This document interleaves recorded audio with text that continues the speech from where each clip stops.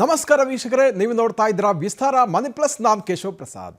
ವೀಕ್ಷಕರೇ, 2024ರ ಕೇಂದ್ರ ಬಜೆಟನ್ನು ಹಣಕಾಸು ಸಚಿವೆ ನಿರ್ಮಲಾ ಸೀತಾರಾಮನ್ ಅವರು ಜುಲೈ 23ರಂದು ಸಂಸತ್ನಲ್ಲಿ ಮಂಡನೆ ಮಾಡಲಿದ್ದಾರೆ. ಕೇಂದ್ರ ಬಜೆಟ್ನಲ್ಲಿ ಏನೇನು ಇರಲಿದೆ, ಬಜೆಟ್ ಪರಿಣಾಮ ಯಾವ ವಲಯದ ಷೇರುಗಳ ದರ ಏರಿಕೆಯಾಗಲಿದೆ, ಯಾವ ಕ್ಷೇತ್ರದಲ್ಲಿ ಹೂಡಿಕೆ ಮಾಡಿದರೆ ಮುಂಬರುವ ದಿನಗಳಲ್ಲಿ ಲಾಭ ಆಗಬಹುದು, HAL, IRCTC, L&T ಮೊದಲಾದ ಷೇರುಗಳ ದರಗಳು ಮತ್ತಷ್ಟು ಹೊಸ ಎತ್ತರಕ್ಕೆ ಏರಲಿವೆಯೇ ಎಂಬಂಥ ಕುತೂಹಲ ಈಗ ಉಂಟಾಗಿದೆ. ಹಾಗಾದರೆ ಈ ಎಲ್ಲ ಪ್ರಶ್ನೆಗಳಿಗೆ ಉತ್ತರವನ್ನು ಕಂಡುಕೊಳ್ಳುವಂಥ ಒಂದು ಪ್ರಯತ್ನವನ್ನು ಈ ಎಪಿಸೋಡ್ನಲ್ಲಿ ಮಾಡೋಣ. ಅಂದಹಾಗೆ ಇದು ಹೂಡಿಕೆದಾರರ ಮಾಹಿತಿಗೆ ಮಾತ್ರವೇ ಹೊರತು ಇಂಥದ್ದೇ ಷೇರುಗಳನ್ನು ಖರೀದಿಸಬಹುದು ಎಂಬ ಶಿಫಾರಸನ್ನು ನಾವಿಲ್ಲಿ ಮಾಡಲ್ಲ.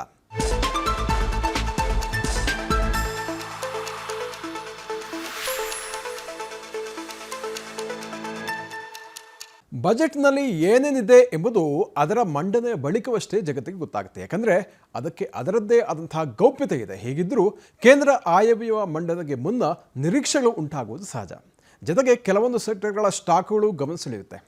ಪ್ರಧಾನಿ ನರೇಂದ್ರ ಮೋದಿ ನೇತೃತ್ವದ NDA ಸರ್ಕಾರದ 3ನೇ ಅವಧಿಯ ಮೊದಲ ಕೇಂದ್ರ ಬಜೆಟ್ ಅಭಿವೃದ್ಧಿಪರ ಆಗಿರ್ಬೋದು ಎಂಬುದು ಬಹುತೇಕ ತಜ್ಜನ ಒಂದು ಅಂದಾಜಾಗಿದೆ. ಜೊತೆಗೆ ಒಂದಷ್ಟು ಜನಪ್ರಿಯ ಘೋಷಣೆಯನ್ನು ಕೂಡ ಅದು ಒಳಗೊಂಡಿರಬಹುದು ಅನ್ನುವಂಥ ಒಂದು ಊಹೆ ಇದೆ.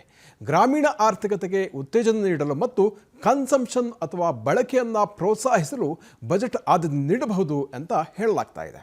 ಆರ್ಥಿಕ ವಲಯದ ಸಂಶೋಧನಾ ಸಂಸ್ಥೆ ಫಿಸ್ಟಮ್ ರಿಸರ್ಚ್ ಪ್ರಕಾರ ಆರ್ಥಿಕ ಸುಧಾರಣೆ ಮತ್ತು ರಕ್ಷಣಾ ವಲಯದ ಪ್ರಗತಿಗೆ ಒತ್ತು ನೀಡಲಿದೆ. ಹೀಗಾಗಿ ಇದೊಂದು ಪಕ್ಕಾ ಪ್ರಗತಿ ಆಧಾರಿತ ಬಜೆಟ್ ಆಗಲಿದ್ದು ಮೂಲಸೌಕರ್ಯ ಅಭಿವೃದ್ಧಿ, ರಕ್ಷಣಾ ವಲಯದ ಆಧುನೀಕರಣ, ಗ್ರಾಮೀಣ ಅಭಿವೃದ್ಧಿ, ಆರೋಗ್ಯ ಮತ್ತು ತೆರಿಗೆ ವಿಭಾಗದಲ್ಲಿ ಸುಧಾರಣೆಗೆ ಆದ್ಯತೆ ಇರಬಹುದು ಅಂತ ಹೇಳಲಾಗ್ತಾ ಇದೆ. ಈಗ ಫಿಸ್ಟಮ್ ರಿಸರ್ಚ್ ವರದಿ ಏನು ಹೇಳುತ್ತೆ ಎಂಬುದನ್ನು ಇಲ್ಲಿ ನೋಡೋಣ.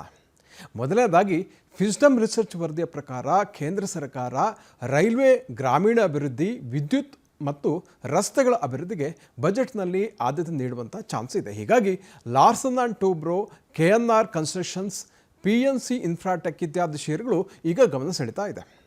ಎರಡನೇದಾಗಿ ರೈಲ್ವೆ ಇಲಾಖೆಯ ಸುಧಾರಣೆಗೆ ಹೆಚ್ಚಿನ ಖರ್ಚನ್ನು ಸರ್ಕಾರ ಮಾಡಲಿದೆ. ರೈಲ್ವೆ ನೆಟ್ವರ್ಕನ್ನು ಮೇಲ್ದರ್ಜೆಗೆ ಏರಿಸುವಂಥದ್ದು, ಹೊಸ ರೈಲ್ವೆ ಮಾರ್ಗಗಳು, ರೈಲ್ವೆ ನಿಲ್ದಾಣಗಳ ನವೀಕರಣಕ್ಕೆ ಒತ್ತು ನೀಡಲಿದೆ ಅಂತ ಹೇಳಲಾಗ್ತಾ ಇದೆ. ಹೀಗಾಗಿ Indian Railway Catering and Tourism Corporation ಅಥವಾ IRCTC, Container Corporation of India share ಗಮನ ಸೆಳೀತಾ ಇದೆ. ಫಿಸ್ಟಮ್ ರಿಸರ್ಚ್ ಪ್ರಕಾರ ಮಿಲಿಟರಿಯ ಆಧುನೀಕರಣಕ್ಕೆ ಬಜೆಟ್ ಪುಷ್ಟಿ ನೀಡಲಿದೆ. ಹೀಗಾಗಿ ಭಾರತ್ ಎಲೆಕ್ಟ್ರಾನಿಕ್ಸ್ ಲಿಮಿಟೆಡ್ ಅಥವಾ BEL, ಮತ್ತೊಂದು ಹಿಂದೂಸ್ತಾನ್ ಏರೋನಾಟಿಕ್ಸ್ ಲಿಮಿಟೆಡ್ HAL, ನಮಗೆಲ್ಲರಿಗೂ ಗೊತ್ತಿರುವಂಥದ್ದು, ಬೆಂಗಳೂರಿನಲ್ಲಿ ಪ್ರಧಾನ ಕಚೇರಿಯನ್ನು ಹೊಂದಿರೋದು, ಈ ಷೇರು ಕೂಡ ಗಮನ ಸೆಳೀತಾ ಇದೆ. ಜೊತೆಗೆ ಭಾರತ್ ಡೈನಾಮಿಕ್ಸ್ ಲಿಮಿಟೆಡ್ ಷೇರು ಕೂಡ ಸಾಕಷ್ಟು ಗಮನ ಸೆಳೀತಾ ಇದೆ. ಈ ವರದಿಯ ಪ್ರಕಾರ ಕೆಲವು ಪ್ರಮುಖ ಬೆಳೆಗಳಿಗೆ ಕನಿಷ್ಠ ಬೆಂಬಲೆಯನ್ನು ಬಜೆಟ್ನಲ್ಲಿ ಘೋಷಣೆ ಮಾಡುವಂಥ ಒಂದು ಚಾನ್ಸಸ್ ಇದೆ. PM ಕಿಸಾನ್ ಸಮ್ಮಾನ್ ನಿಧಿಯನ್ನು ಕೂಡ ಸುಧಾರಿಸುವಂತಹ ಒಂದು ನಿರೀಕ್ಷೆ ಇದೆ. ಕೃಷಿ ಮೂಲಸೌಕರ್ಯ ಅಭಿವೃದ್ಧಿಗೆ ಗಮನ ಹರಿಸಬಹುದು ಅಂತ ತಜ್ಞರು ಹೇಳ್ತಾರೆ. ಹೀಗಾಗಿ Mahindra and Mahindra, Escorts limited, UPL ಕಂಪನಿಯ ಷೇರುಗಳು ಈಗ ಗಮನ ಸೆಳೀತಾ ಇದೆ. ಪ್ರಧಾನಿ ನರೇಂದ್ರ ಮೋದಿಯವರು ಸಾರ್ವಜನಿಕ ವಲಯದ ಉದ್ಯಮಗಳನ್ನು ನಾಶಪಡಿಸ್ತಾ ಇದ್ದಾರೆ. ದೇಶದ ಪ್ರತಿಷ್ಠಿತ PSU ಕಂಪನಿಗಳ ಭವಿಷ್ಯವನ್ನು ಬುಡಮೇಲು ಮಾಡ್ತಾ ಇದ್ದಾರೆ. ನಷ್ಟದಲ್ಲಿ ಇರುವುದನ್ನು ಮುಚ್ಚಿದರೆ ಲಾಭದಲ್ಲಿ ಇರುವುದನ್ನು ಅಂಬಾನಿ, ಅದಾನಿಗೆ ಮಾರಾಟ ಮಾಡ್ತಾ ಇದ್ದಾರೆ ಎಂಬುದು ಕಾಂಗ್ರೆಸ್ ಮತ್ತಿತರ ಪ್ರತಿಪಕ್ಷಗಳ ದೂರು. ರಾಹುಲ್ ಗಾಂಧಿ ಕೂಡ ಎಷ್ಟೋ ಸಲ ಈ ಥರವನ್ನು ಆರಂಭ ಮಾಡಿದ್ದಾರೆ. ಮೋದಿಯವರು ಒಂದೇ ಒಂದು PSU ಸಂಸ್ಥೆಯನ್ನು ಕೂಡ ಸ್ಥಾಪಿಸಿಲ್ಲ, ಬದಲಿಗೆ 23 ಕಂಪನಿಗಳನ್ನು ಖಾಸಗೀಕರಣಗೊಳಿಸಿದ್ದಾರೆ ಅಂತ ಎಡಪಕ್ಷಗಳು ದೂರು ನೀಡ್ತವೆ. ಅದು ರಾಜಕೀಯ ಪ್ರೇರಿತ ಇರಬಹುದು, ಆದರೆ ವಾಸ್ತವ ಏನು ಎಂಬಂಥ ಕುತೂಹಲ ನಿಮ್ಮಲ್ಲಿ ಕೂಡ ಇರಬಹುದು ಅಲ್ವಾ? ಭಾರತೀಯ ಶೇರ್ ಮಾರುಕಟ್ಟೆಯ ಒಂದು ಅಂಕಿಅಂಶಗಳನ್ನು ಗಮನಿಸಿದರೆ ನಿಮಗೆ ನಿಜವಾಗಿ ಆಶ್ಚರ್ಯ ಆಗುತ್ತೆ. ಯಾಕಂದರೆ ಸಾರ್ವಜನಿಕ ವಲಯದ ಕಂಪನಿಗಳ ಷೇರುಗಳ ದರಗಳು ಈಗ ನಾಗಾಲೋಟದಲ್ಲಿದೆ. ಭಾರಿ ಸಂಚಲನವನ್ನೇ ಅದು ಕಳೆದ ಕೆಲವು ವರ್ಷಗಳಲ್ಲಿ ಸೃಷ್ಟಿಸಿದೆ. ಸಾಮಾನ್ಯವಾಗಿ ಷೇರುದಾರರು PSU ಷೇರುಗಳಲ್ಲಿ ಲಾಭ ಇಲ್ಲ ಅಂದ್ಕೊಂಡು ಇದುವರೆಗೆ ಅದರಲ್ಲಿ ಅಷ್ಟೊಂದು ಹೂಡಿಕೆಯನ್ನು ಮಾಡಲಿಕ್ಕೆ ಹಿಂದೇಟು ಹಾಕ್ತಾ ಇದ್ದನ್ನು ನಾವು ನೋಡಿದ್ದೀವಿ. ಆದರೆ ಈಗ ಚಿತ್ರಣ ಬದಲಾಗಿದೆ. ದಲಾಲ್ ಸ್ಟ್ರೀಟ್ನಲ್ಲಿ ಕೇಂದ್ರ ಸರ್ಕಾರಿ ಸ್ವಾಮ್ಯದ ಹಲವು ಕಂಪನಿಗಳ ಷೇರುಗಳು ಹೂಡಿಕೆದಾರರಿಗೆ ಭಾರಿ ಲಾಭವನ್ನು ನೀಡಿದೆ. ಇದು ಅಂಕಿಅಂಶಗಳೇ ಹೇಳುವಂಥದ್ದು. ನಾನೀಗ ಇಲ್ಲಿ ಹೇಳ್ತೇನೆ, ಜೂನ್ 4ರ ಚುನಾವಣಾ ಫಲಿತಾಂಶದ ಬಳಿಕ ಸಾರ್ವಜನಿಕ ವಲಯದ ಕಂಪನಿಗಳ ಬಂಡವಾಳ ಮಾರುಕಟ್ಟೆ ಮೌಲ್ಯದಲ್ಲಿ ಬರೋಬ್ಬರಿ 12 ಲಕ್ಷ ಕೋಟಿ ರೂಪಾಯಿ ಏರಿಕೆಯಾಗಿದೆ. ಈ ವರ್ಷ ಇದುವರೆಗೆ ಒಟ್ಟಾಗಿ 22.5 ಲಕ್ಷ ಕೋಟಿ ರೂಪಾಯಿ ವೃದ್ಧಿಸಿದೆ. ಕಳೆದ ಒಂದು ತಿಂಗಳಲ್ಲಂತೂ ಷೇರುಪೇಟೆಯಲ್ಲಿ PSU ಷೇರುಗಳ ಕಾರಬಾರು ಎಲ್ಲರ ಗಮನ ಸೆಳೆದಿದೆ. ಇದರೊಂದಿಗೆ ಪ್ರತಿಪಕ್ಷಗಳ ಆರೋಪಗಳಲ್ಲಿ ಯಾವುದೇ ಹುರುಳಿಲ್ಲ ಎಂಬುದು ಸಾಬೀತಾಗಿದೆ ಅಂತ ಹೇಳ್ಬೋದು. ಕೇಂದ್ರ ಸರ್ಕಾರ PSU ಕಂಪನಿಗಳಿಗೆ ತನ್ನ ಷೇರು ಪಾಲನ್ನು ಸ್ವಲ್ಪ ಕಡಿತಗೊಳಿಸಿ ಸಂಸ್ಥೆಗಳ ಅಭಿವೃದ್ಧಿಗೆ ನಿಧಿಯನ್ನು ಸಂಗ್ರಹಿಸುವಂಥ ಉದ್ದೇಶ ಇದೆ ಎಂಬಂತಹ ವರದಿ ಕೂಡ ಇದೆ. ಇದರ ಪರಿಣಾಮ ಹೂಡಿಕೆದಾರರು ಅವುಗಳ ಮೇಲೆ ವಿಶ್ವಾಸ ಇಟ್ಟು ಹೂಡಿಕೆ ಮಾಡಲು ಆರಂಭಿಸಿದ್ದಾರೆ. ಸರ್ಕಾರದ ನೀತಿಗಳು ಹಾಗೂ ಯೋಜನೆಗಳು PSU ಕಂಪನಿಗಳಿಗೆ ಅನುಕೂಲಕರ ಆಗಲಿದೆ ಎಂಬುದು ಮತ್ತೊಂದು ಪಾಸಿಟಿವ್ ಪಾಯಿಂಟ್.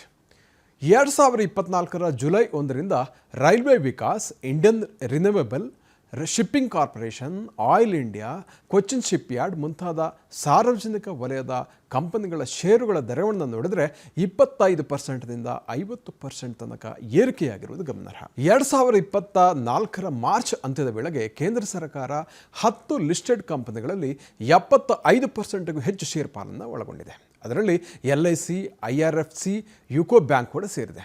ಇತ್ತೀಚಿನ ವರ್ಷಗಳಲ್ಲಿ PSU ಷೇರುಗಳಲ್ಲಿ ಆಗಿರುವಂತಹ ಬದಲಾವಣೆಯನ್ನು ನಾವಿಲ್ಲಿ ಗಮನಿಸೋಣ. ಸಾರ್ವಜನಿಕ ವಲಯದ ರಕ್ಷಣಾ ವಲಯದ ಕಂಪನಿ HALನ ಷೇರು ದರ ನೋಡಿ 2023 ಜೂನ್ನಲ್ಲಿ $1,930 ಇತ್ತು.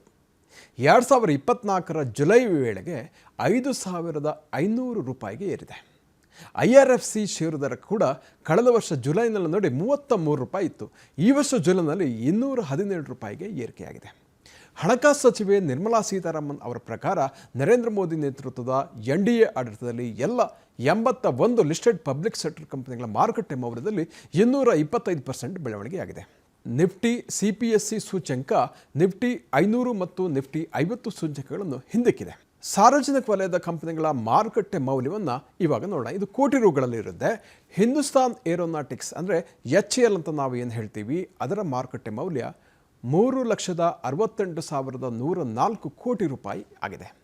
IRFCದು $2,82,841 ಕೋಟಿ ಇದ್ದರೆ LICದು $6,70,609 ಕೋಟಿ ಇದೆ.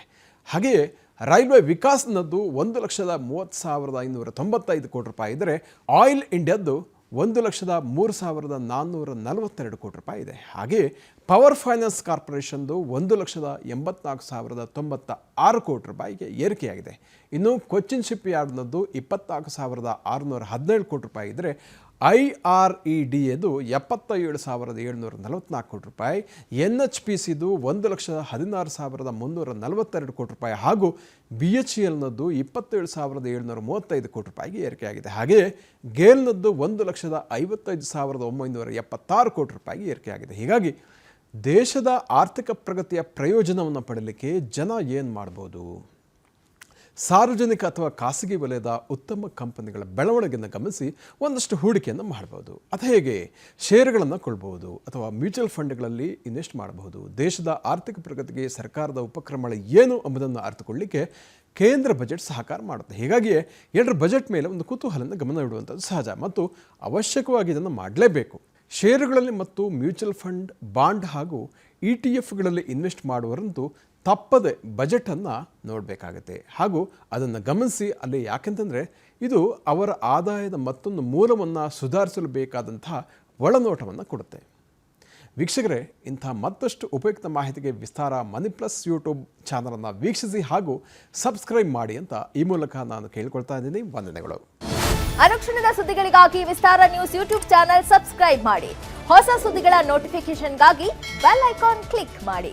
ಲೇಟೆಸ್ಟ್ ಅಪ್ಡೇಟ್ಸ್ಗಾಗಿ www.vistaranews.com ವೆಬ್ಸೈಟ್ಗೆ ವಿಸಿಟ್ ಮಾಡಿ. ಅಂಗೈಯಲ್ಲೇ ಜಗತ್ತಿನ ಸುದ್ದಿ ತಿಳಿಯಲು ವಿಸ್ತಾರ ನ್ಯೂಸ್ ಕನ್ನಡ ಆಪ್ ಡೌನ್ಲೋಡ್ ಮಾಡಿ.